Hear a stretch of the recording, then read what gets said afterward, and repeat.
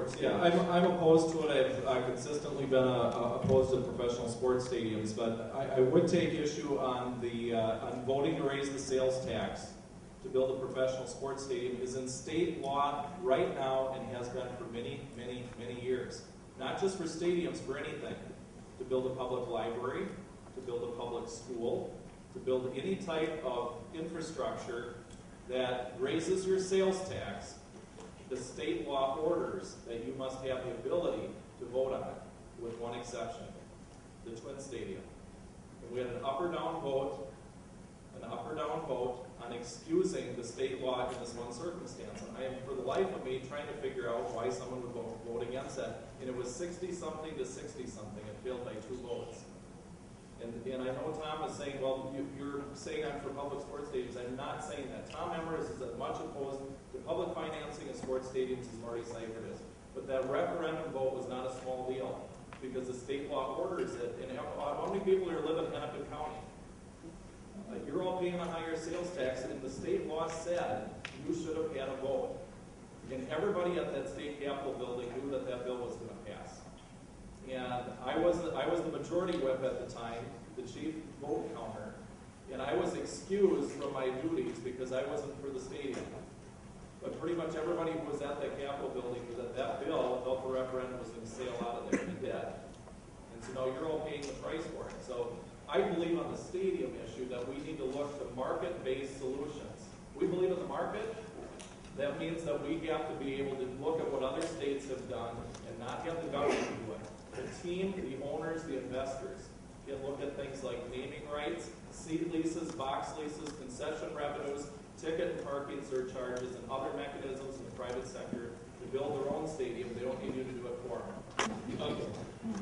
We move on to education. Question is,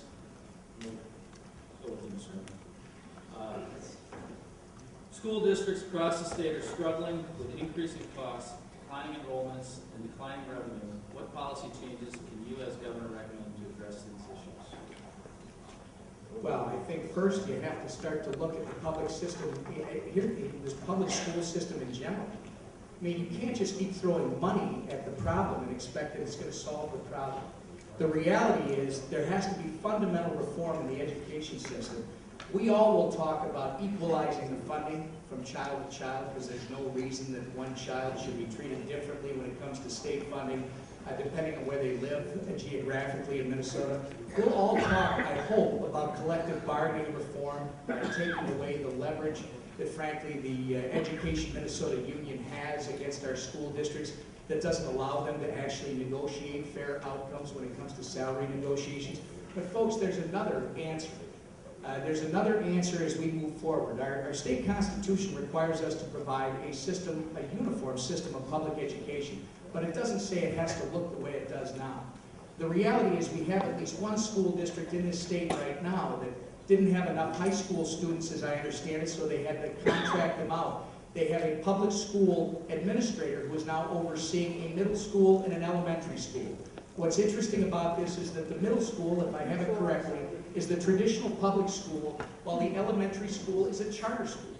Why is that important? Because everyone employed in the charter school is an at-will employee, which now gives the administrator the opportunity to put the resources where they need to go, to reward good teachers and let poor ones go, to have accountability within the system. And frankly, that's the reform that we have to start heading towards.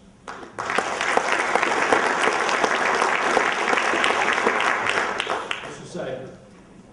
Well, I've been a public school teacher, and I can tell you very frankly that our schools right now are under duress when it comes to common sense. And let me give you some examples. Number one, I asked for a report from the Department of Education. How many academic contact minutes between instructors and students now compared to 1970? Would you believe that kids are in school less today than in 1970? They're in school less today than 1970, but we have more to learn about foreign language, about computer science, about scientific breakthroughs. History is that much longer. There's all these things to learn, and less time to learn it. And guess what? We dumped in more money than we ever had before. In Maple Grove, they build the high school buses at 2 o'clock in the afternoon now. 2 o'clock. I don't know where you went to school 25. And, we started at 8 o'clock in the morning for elementary school. We had mass. They beat the information into us all day long. And then at 3:25, we got done. So academic contact time is important, and we're going to enhance that and say right here and right now, we are not going to lose one more minute of the school day, period. And number two is that I have to update the truancy law. 28% of Minneapolis high school students will drop out before they are 18. And that is abysmal if we don't do something about it. In the state's largest city, when 28% of the kids are dropping out and we do nothing about it, shame on us. Shame on us. And so we need to update the truancy law and the dropout law so kids can't be wandering the streets when they're 16 years old and illiterate. If we believe that every child, black or white, rich or poor, rural, urban or suburban, is treated equal in the eyes of God, they ought to be treated equal in the eyes of their state government.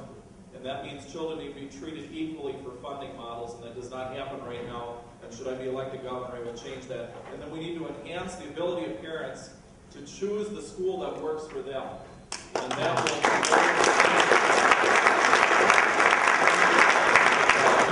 I'm just going to follow up with you, Mr. Seifert, the opportunity here.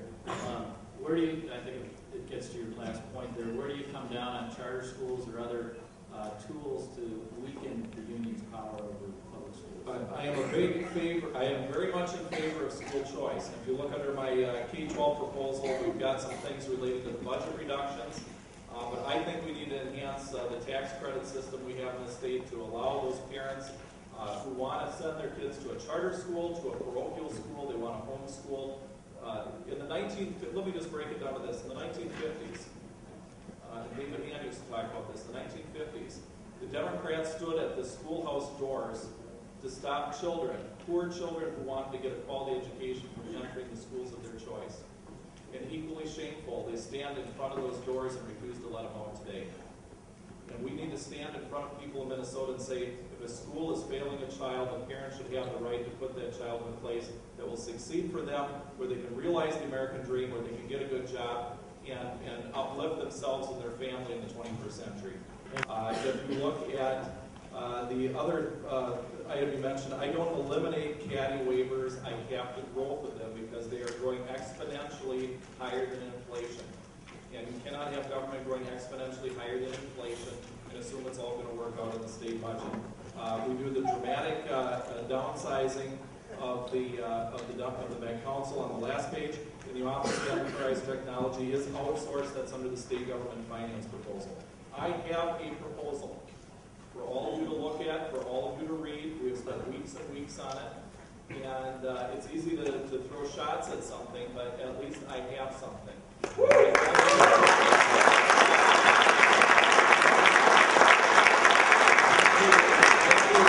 As chair of a budget committee where I've actually abolished and eliminated things. So we have at least 5 cabinet departments. We said no less than 4. There are at least 5 cabinet departments that will be gone under this administration. There will probably be more, but this is the starter for just this biennium.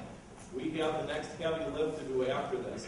But there is a lot of time and a lot of thought put into this process. It does not increase taxes. It does not increase fees. It does not rely on any stimulus money or borrowing or accounting shifts. It dramatically reduces the size, scope, and power of government.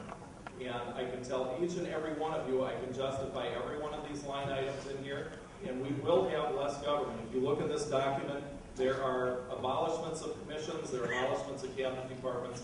I encourage all of you to look at it, but we have to, as Republicans, specify what we're going